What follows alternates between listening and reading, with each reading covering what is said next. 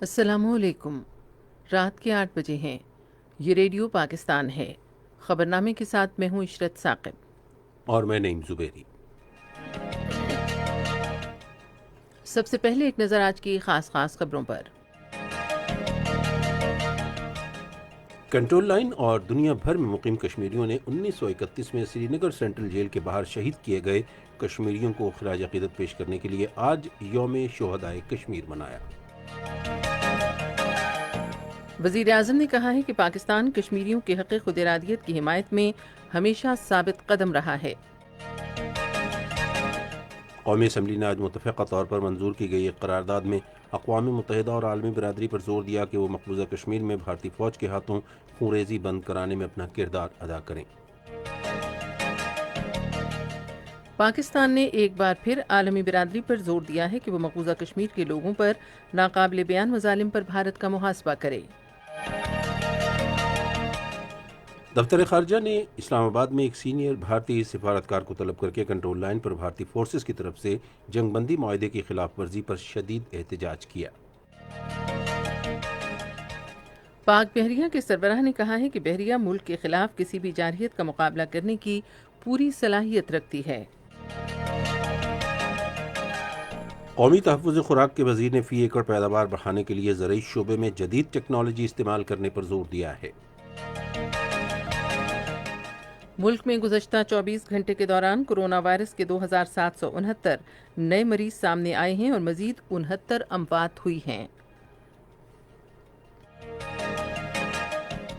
پاکستان نے بدھ سے واہگہ سرحد کے ذریعے افغان برآمدات کی دوبارہ اجازت دینے کا فیصلہ کیا ہے۔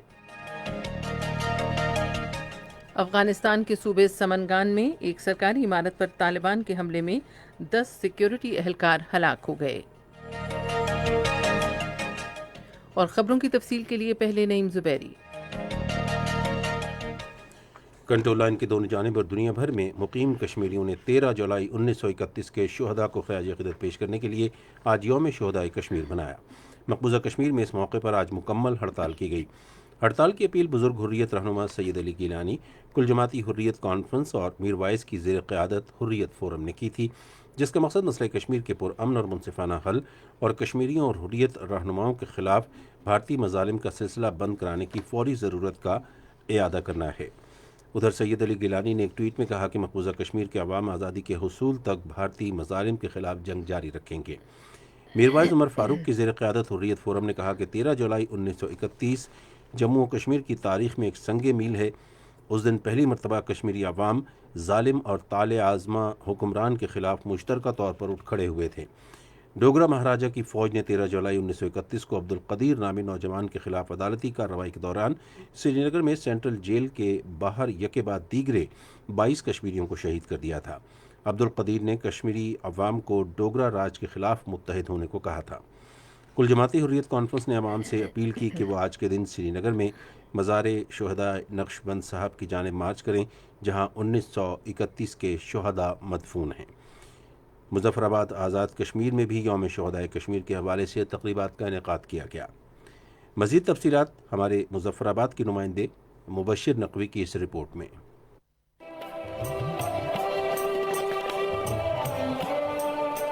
یوم شہداء کے حوالے سے مرکزی تقریب ایوان وزیر اعظم مظفر آباد میں ہوئی۔ تقریب سے خطاب کرتے ہوئے وزیر اعظم راجہ محمد فاروق حیدر خان نے کہا کہ آزاد کشمیر کی سرزمین، حکومت اور عوام تحریک آزادی کشمیر کے امین ہیں۔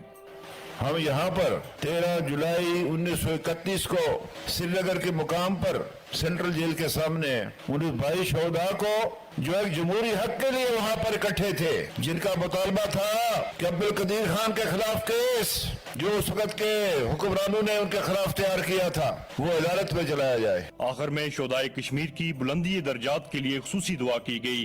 یوم شہداء کشمیر کے حوالے سے صدر آزاد کشمیر سردار مسعود خان نے اپنے خصوصی پیغام میں کہا، مقبوضہ جموں کشمیر میں قابض فوج اور حکمرانوں نے اس تاریخی دن کے حوالے سے تمام تقریبات کو منسوخ کر دیا ہے۔ ہم اس فیصلے کی شدید مذمت کرتے ہیں۔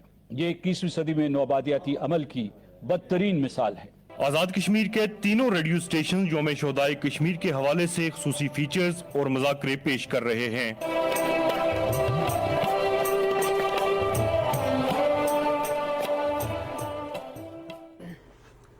وزیر اعظم عمران خان نے کشمیری عوام کے حق خود ارادیت کے اصول کی منصفانہ جد و جہد کے لیے پاکستان کی غیر متزلزل حمایت کا اعادہ کیا ہے۔ آج یوم شہدائے کشمیر کے موقع پر اپنے مختلف ٹویٹس میں انہوں نے کہا کہ پاکستان نے ہمیشہ کشمیریوں کے حق خود ارادیت کی حمایت کی ہے۔ انہوں نے کہا کہ وہ دن دور نہیں جب کشمیری بھارت کے غیر قانونی تسلط سے آزادی حاصل کر لیں گے۔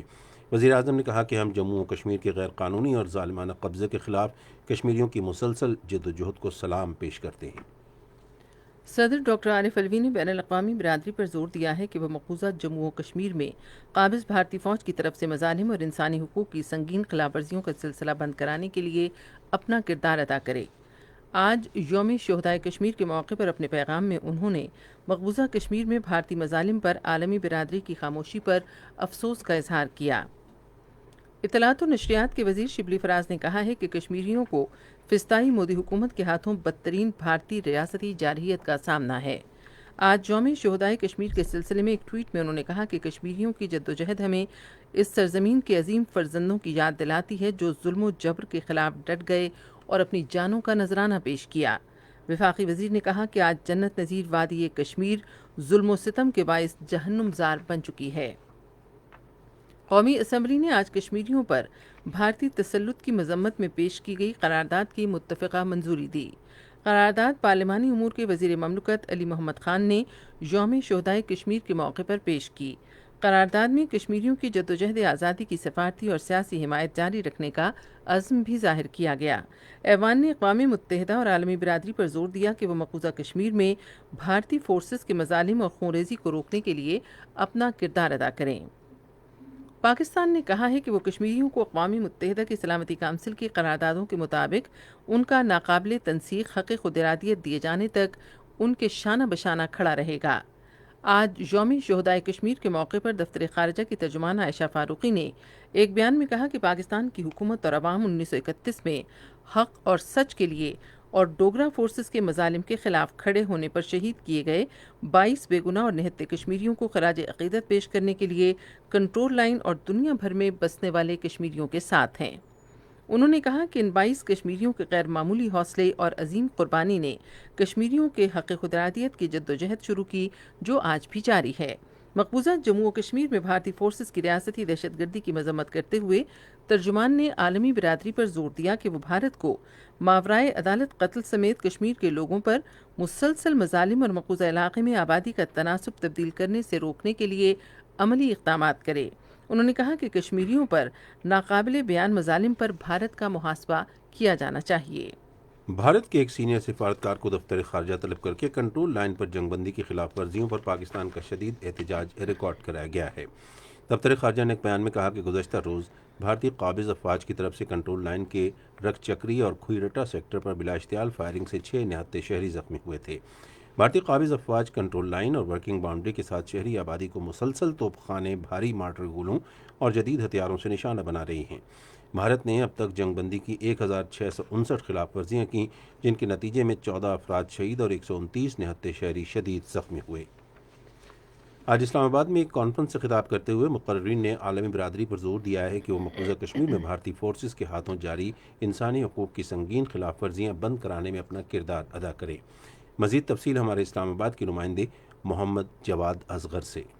آج وفاقی دارالحکومت میں کل جماعتی حریت کانفرنس کی جانب سے انعقاد کردہ کانفرنس میں 1931 کے شہداء کو زبردست خراج عقیدت پیش کیا گیا۔ اس موقع پر مقررین نے 13 جولائی 1931 کے سانے پر تفصیلی روشنی ڈالی۔ 1930 میں جس وقت یہ حادثہ پیش آیا اس نے ساری دنیا کو ہلا دیا، سارے ہندوستان کو، بر صغیر کو ہلا دیا، اور کچھ مخصوص کلام پیش کیا گیا منظوم شکل میں مختلف شعراء نے اور دل سے پیش کیا انہوں نے۔ مقررین نے کہا کہ 1931 کے شہیدوں نے کشمیری قوم کو آزادی کی راہ دکھائی اور ان کے مشن کی تکمیل کرتے ہوئے اب تک بے شمار لوگ اپنی جانوں کا نذرانہ پیش کر چکے ہیں۔ 88 سے لے کے آج تک جتنے بھی شہداء ہوئے ہیں ان کا جو مشن ہے وہ تسلسل کے ساتھ جاری ہے اور یہ اصل ذمہ داری ہم پہ بنتی ہے کہ ہم ان کے اس مشن کو پائی تکمیل تک پہنچائے۔ اس موقع پر اس عزم کا احتجاج کیا گیا کہ مقبوضہ جموں و کشمیر کی آزادی تک جدوجہد جاری رکھی جائے گی۔ کانفرنس میں عالمی قومی برادری سے پرزور اپیل کی گئی کہ وہ کشمیری عوام کی خواہشات اور ان کے ساتھ کیے گئے وعدوں کے مطابق مسئلہ کشمیر کا پرامن حل نکالنے میں اپنا کردار ادا کرے۔ آخر میں شہدائے کشمیر کے ایصال ثواب کے لیے دعا بھی کی گئی۔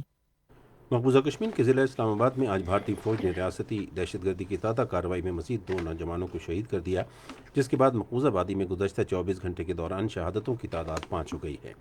نوجوانوں کو ضلع کے علاقے سری گپوارہ میں محاصرے اور تلاشی کی کارروائی کے دوران شہید کیا گیا۔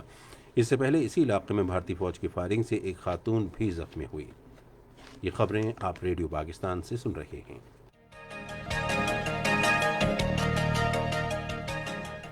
شام کے لیے پاکستان کے نامزد سفیر ریٹائرڈ ایئر مارشل سعید محمد خان نے آج اسلام آباد میں صدر ڈاکٹر عارف الوی سے ملاقات کی۔ ان سے گفتگو کرتے ہوئے ڈاکٹر عارف الوی نے کہا کہ پاکستان شام کے ساتھ اپنے تعلقات کو انتہائی اہمیت دیتا ہے اور باہمی دلچسپی کے شعبوں میں انہیں مزید فروغ اور توسیع دینا چاہتا ہے۔ صدر نے نامزد سفیر سے کہا کہ وہ دونوں برادر ملکوں کے درمیان تجارتی اور اقتصادی تعلقات کے فروغ کے لیے کام کریں اور کشمیر کا مسئلہ اور مقبوضہ علاقے میں بھارتی مظالم کو اجاگر کرنے پر توجہ مرکوز کریں۔ پاک بحریہ کے سربراہ ایڈمرل ظفر محمود عباسی نے کہا ہے کہ بحریہ کسی بھی جارحیت کا مقابلہ کرنے کی پوری صلاحیت رکھتی ہے۔ انہوں نے یہ بات آج نیول ڈاک یارڈ کراچی میں بحری جہاز PNS جرموک کی پاک بحریہ کے بیڑے میں شمولیت کی تقریب سے خطاب کرتے ہوئے کہی۔ بحریہ کے سربراہ نے کہا کہ PNS جرموک کی بیڑے میں شمولیت ایک اہم سنگ میل ہے اور اس جنگی جہاز سے ملک کی بحری سلامتی مزید مستحکم ہوگی۔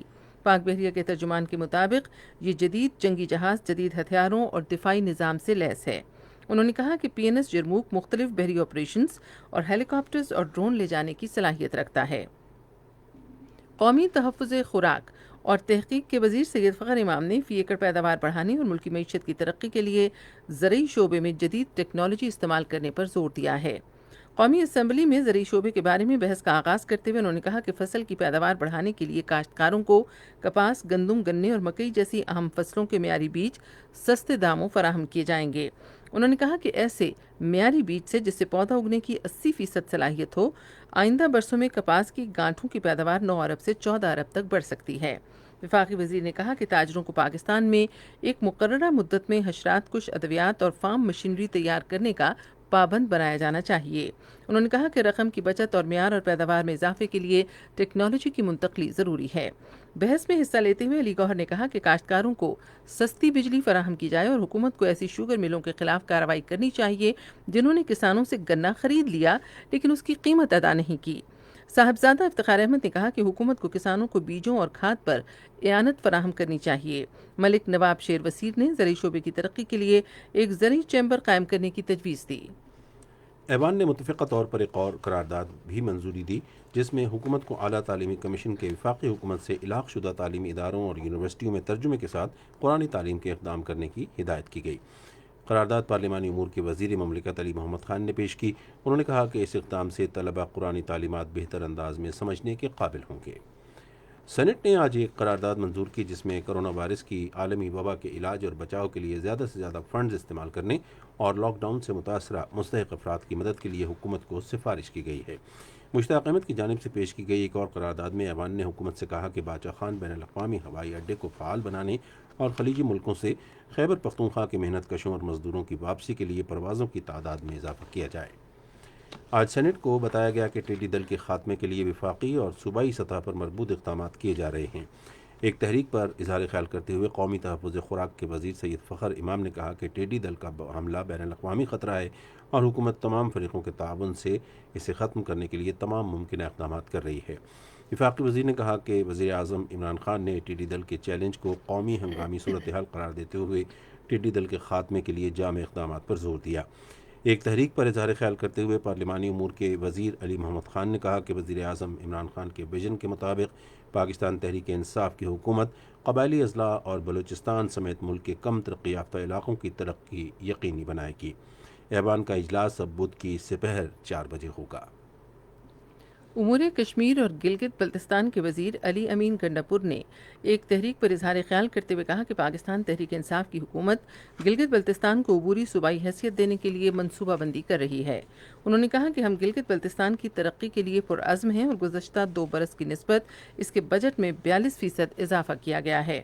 वफाकी वजीर ने कहा कि दयामर भाषा डैम, 2 नेशनल पार्क और पन बिजली समेत गिलगित बल्तिस्तान में मुख्तलिफ मनसूबों पर काम शुरू किया जा चुका है। मनसूबाबंदी के वजीर असद उमर की ज़ेर सदारत national command and operation centre का खुसूसी इजलास आज लाहौर में हुआ। इजलास में ईद उल अज़हा के मौके पर SOPs पर अमल दरामद को यकीनी बनाते हुए मुल्क में मवेशी मंडियों के इंतजामात और नमाज ईद के इज्तिमात पर तबादला ख्याल किया गया। मज़ीद तफसील हमारे लाहौर के नुमाइंदे से। इजलास में मुख्तलिफ हॉटस्पॉट इलाकों में जारी स्मार्ट लॉकडाउन के बारे में ब्रीफिंग दी गई। इस मौके पर शुरकान ईद उल अज़हा के लिए मुल्क में मवेशी मंडियों के इंतजामात और SOPs के साथ ईद की इज्तिमाई नमाज के इनेकाद पर तबादला ख्याल किया। इजलास में फैसला किया गया कि कुर्बानी के लिए जानवरों की मंडियां सुबह 6 से शाम 7 बजे तक खुली रहेंगी और मवेशी मंडियों में दाखिल होने से पहले खरीदारों की स्क्रीनिंग की जाएगी। इजलास से national command and operation centre के चेयरमैन असद उमर ने खिताब करते हुए कहा कि मवेशी मंडियां शहर के हदूद से बाहर मुनक़िद की जाएंगी और खरीदारों को मास्क पहनने और माशरती दूरी समेत तमाम एहतियाती तदाबीर पर अमल करना होगा। इजलास में वज़ीर आला पंजाब उस्मान बुज़दार और पंजाब काबीना के मेंबरान ने शिरकत की। इसके अलावा चारों सूबों और गिलगित बल्तिस्तान के नुमाइंदों ने भी वीडियो लिंक के जरिए शिरकत की। लाहौर से गुलाम हैदर की रिपोर्ट आपने सुनी।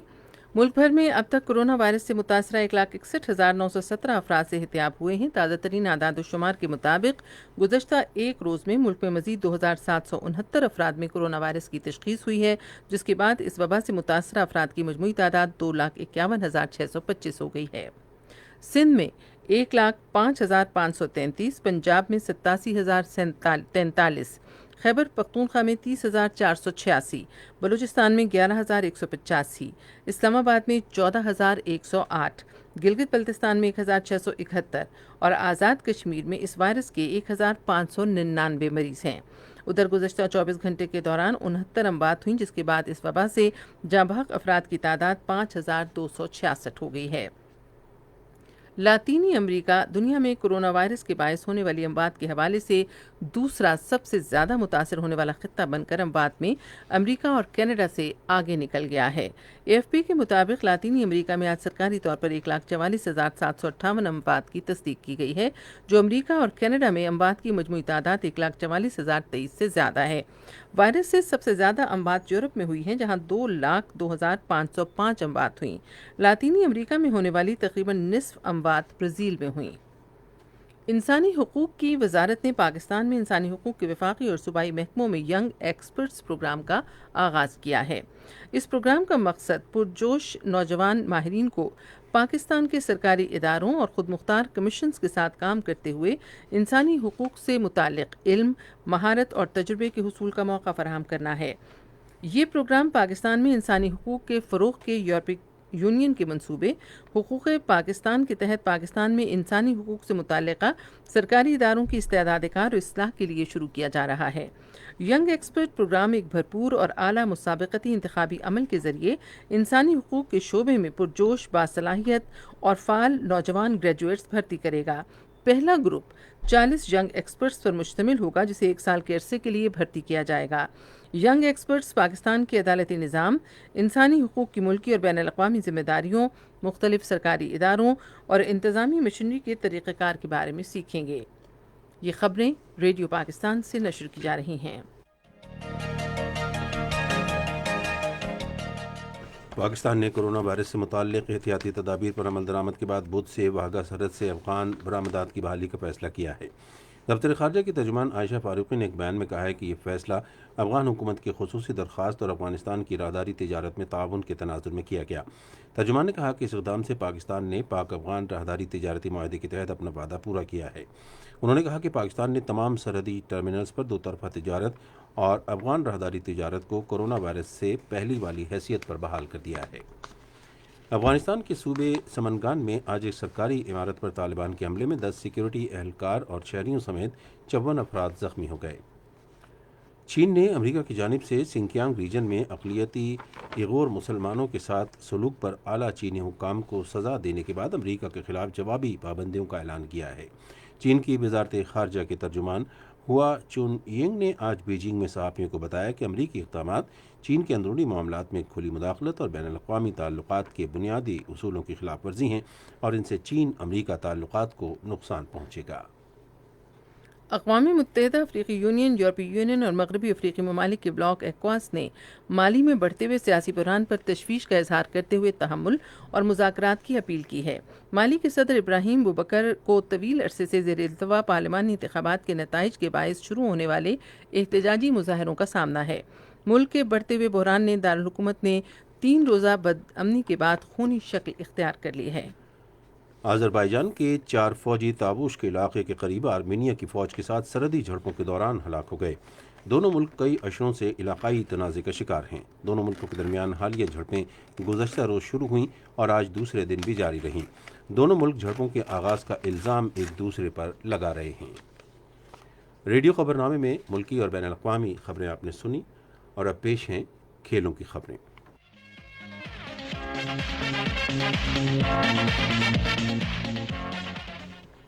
پاکستان سپر لیگ کے ٹکٹوں کی ری فنڈنگ کا آغاز ہو گیا ہے۔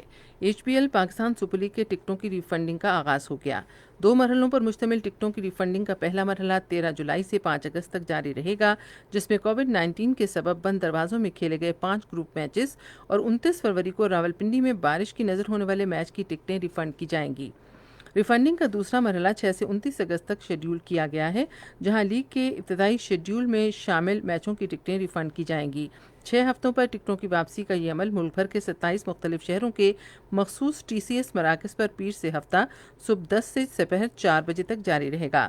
ٹکٹوں کے پیسوں کے لیے خریدی گئی اصل ٹکٹ ان مخصوص ٹی سی ایس مراکز میں جمع کرانا ہے۔ وسٹر میں 14 روزہ قیام کے بعد پاکستان کی کرکٹ ٹیم پہلے ٹیسٹ سے پہلے اپنی ٹریننگ اور پریکٹس کیمپ کے دوسرے مرحلے کے لیے ڈربی پہنچے گی۔ پاکستان کرکٹ بورڈ کے ترجمان کے مطابق 15 اور 16 جولائی کو ٹیم صبح اور دوپہر تربیتی سیشن میں حصہ لے گی۔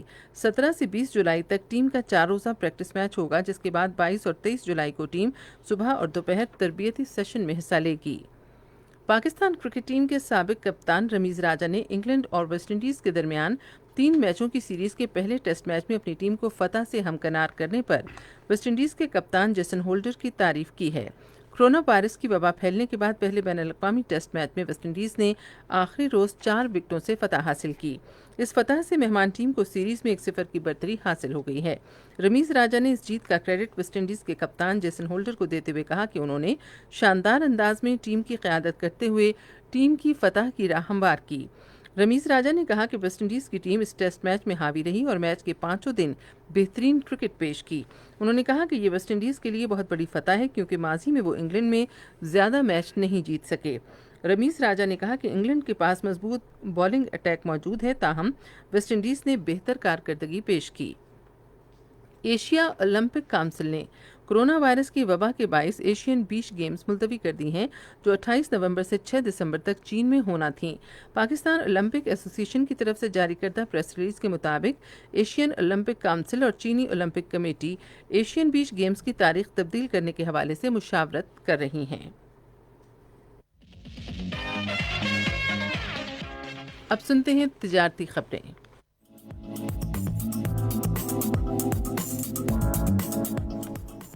مقامی ضروریات کے ساتھ ساتھ برآمدی ضروریات کو پورا کرنے کی غرض سے 79,99,000 ٹن چاول کی پیداوار کے لیے خریف سیزن میں 29,57,000 ایکڑ پر چاول کاشت کرنے کا ہدف مقرر کیا گیا ہے۔ قومی تحفظ خوراک کی وزارت نے کہا ہے کہ چاول ملک کی اہم فصلوں میں شامل ہے، جو خوراک کے طور پر بھی استعمال ہوتی ہے اور قومی برآمدات میں بھی شامل ہے۔ انہوں نے کہا کہ موجودہ سیزن میں پنجاب کے لیے تقریباً 42 لاکھ ٹن چاول کی پیداوار کے حصول کے لیے 19,000 ایکڑ پر چاول کاشت کرنے کا ہدف مقرر کیا ہے۔ واضح ہے کہ چاول کی مقامی پیداوار ضروریات سے زائد تھی اور پاکستان نے دنیا کے کئی ملکوں کو چاول برآمد کر کے اربوں روپے کا زر مبادلہ حاصل کیا۔ جولائی سے مئی 2019-20 کے عرصے کے دوران ملک نے 38,93,000 ٹن چاول برآمد کر کے 2 ارب 24 کروڑ ڈالر آمدنی حاصل کی۔ فرانس میں پاکستان کے سفیر معین الحق نے کہا ہے کہ پاکستان کو اپنی فصلوں کی پیداوار، افزائش، حیوانات اور ڈیری کے شعبے کی مصنوعات میں اضافے کے لیے فرانس کے جدید کاشتکاری کے طریقوں اور ذرائع سے استفادہ کرنا چاہیے۔ انہوں نے ان خیالات کا اظہار فرانس کے برگنڈی ریجن کے مختلف لائف سٹاک اور ڈیری فارمز کے دورے کے دوران کی، جس کا مقصد دیہی علاقوں میں چھوٹے پیمانے پر کاشتکاری کے کامیاب تجربے کا مشاہدہ کرنا تھا۔ پاکستان کے سفیر نے کہا کہ فرانس کے تجربات اور بہترین ذرائع سے پاکستان کو 10 بلین ٹری مہم میں مدد ملے گی۔ پاکستان اسٹاک ایکسچینج میں آج تیزی کا رجحان دیکھا گیا کہ ایسی 100 انڈیکس 428 پوائنٹس کے اضافے کے بعد مارکیٹ کے اختتام پر 36,618.57 پوائنٹس پر بند ہوا۔ مجموعی تجارتی حجم 468 ملین سے زائد حصص ریکارڈ کیا گیا۔ آج مجموعی طور پر 403 کمپنیوں کے حصص کا لین دین ہوا۔ رفان میں اس کمپنی کے حصص کی قیمتوں میں سب سے زیادہ 345 روپے کا اضافہ، جبکہ آئی لینڈ ٹیکسٹائل کے حصص کی قیمتوں میں 107 روپے 97 پیسے کی کمی ہوئی۔ نیشنل بینک کے اعلان کے مطابق روپے اور دیگر غیر ملکی کرنسیوں کے درمیان شرح تبادلہ یہ رہی: امریکی ڈالر قیمت خرید 164 روپے 74 پیسے اور قیمت فروخت 168 روپے 57 پیسے، یورو 186 روپے 59 پیسے اور 190 روپے 94 پیسے، سعودی ریال 43 روپے 91 پیسے اور 44 روپے 95 پیسے۔ آج کراچی میں 10 گرام سونے کی قیمت 93,664 روپے رہی۔ کراچی پورٹ ٹرسٹ پر گزشتہ 24 گھنٹے کے دوران 1,50,427 میٹرک ٹن سامان کی نقل و حمل ہوئی۔ تجارتی خبروں کے بعد اب پیش ہیں کچھ خبریں فن کی دنیا سے متعلق۔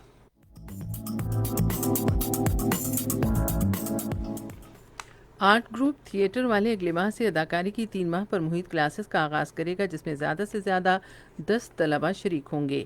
انتظامیہ کے مطابق کلاسز ہفتے میں 2 دن پیر اور جمعرات کو ہوں گی اور کورونا وائرس سے بچاؤ کے لیے سماجی فاصلے پر ضابطۂ کار پر سختی سے عمل کیا جائے گا۔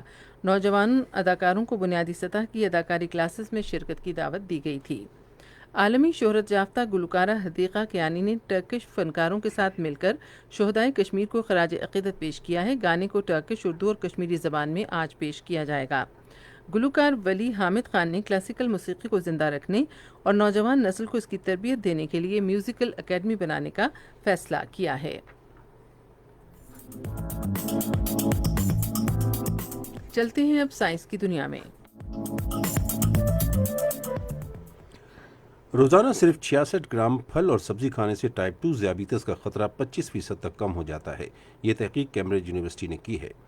واضح رہے کہ 66 گرام سبزی کا مطلب سبزیوں سے بھرے 3 بڑے چمچے یا ایک سیب ہوتا ہے۔ کیمبرج کے سائنسدانوں نے اس کی تفصیلات برٹش میڈیکل جرنل میں شائع کی ہیں۔ اس سے قبل ہارورڈ یونیورسٹی کے ماہرین کی ایک رپورٹ میں کہا گیا ہے کہ مکمل اناج بھی ذیابیطس کو روکنے میں اہم کردار ادا کرتے ہیں۔ تحقیق سے دلچسپ بات یہ سامنے آئی کہ اگر سبزیوں اور پھل کی مقدار بڑھائی جائے تو ذیابیطس کا خطرہ 50% تک کم ہو سکتا ہے۔ برطانوی سائنسدانوں نے کارخانے میں کام کرنے والے ایک روبوٹک بازو کو معمولی سی تبدیلی اور پروگرامنگ سے گزارا اور اس کے بعد کیمیا کی تجربہ گاہ میں استعمال کیا تو اس نے مہینوں کا کام 3 روز میں مکمل کر دکھایا۔ یونیورسٹی آف لیورپول کا یہ رپورٹ انتہائی مہارت سے کیمیا کے پیچیدہ ترین تجربات انجام دے سکتا ہے۔ اور اب آج کے موسم کی رپورٹ۔ گزشتہ 24 گھنٹے میں سندھ، پنجاب، خیبر پختونخوا، کشمیر، گلگت بلتستان اور بلوچستان میں آندھی اور گرج چمک کے ساتھ بارش ہوئی۔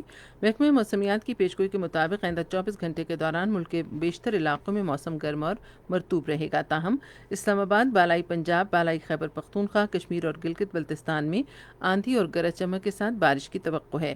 سب سے زیادہ گرمی آج سبی اور نوکنڈی میں پڑی، جہاں زیادہ سے زیادہ درجہ حرارت 44 ڈگری سینٹی گریڈ تھا۔ ملک کے مختلف شہروں کے آج کے زیادہ سے زیادہ درجہ حرارت: Islamabad, Karachi, Quetta 36 degree centigrade, Lahore, Muzaffarabad 38، Peshawar 39، Gilgit 30 اور مری 26 ڈگری سینٹی گریڈ۔ مقبوضہ کشمیر کے مختلف علاقوں کے آج درجہ حرارت: Srinagar 31 degree centigrade, Jammu 33، Pulwama اور اننت ناگ 30، شوپیاں 26 اور بارہمولہ 25 ڈگری سینٹی گریڈ۔ اہم خبروں کا خلاصہ ایک بار پھر۔ کنٹرول لائن اور دنیا بھر میں مقیم کشمیریوں نے 1931 میں سری نگر سینٹرل جیل کے باہر شہید کیے گئے کشمیریوں کو خراج عقیدت پیش کرنے کے لیے آج یوم شہدائے کشمیر منایا۔ وزیر اعظم نے کہا ہے کہ پاکستان کشمیریوں کے حق خود ارادیت کی حمایت میں ہمیشہ ثابت قدم رہا ہے۔ پاکستان نے بدھ سے واہگہ سرحد کے ذریعے افغان برآمدات کی دوبارہ اجازت دینے کا فیصلہ کیا ہے۔ خبرنامہ آپ نے سنا۔ پینل انجینئر تھے عادل افتخار، سپروائزر شعبہ اردو منصور الرشید، مدیر ہوم ڈیسک جاوید خٹک، مدیر فورن ڈیسک مقصود الرحمان خٹک، مدیر کھیل، تجارت، سائنس اور فن کی خبریں زنیرہ خالد، کوارڈینیشن ایڈیٹر حیدر عباس، مدیر اعلیٰ لیاقت سعید اور نگران اعلیٰ عبدالہادی معیار۔ پیشکش شعبہ خبر ریڈیو پاکستان۔ مزید خبروں اور تجزیوں کے لیے ہماری ویب سائٹ ہے radio.gov.pk۔ پاکستان کے آفیشیل فیس بک پیج ریڈیو پاکستان نیوز پر خبرنامے کی براہ راست ویڈیو سٹریمنگ بھی ملاحظہ کر سکتے ہیں۔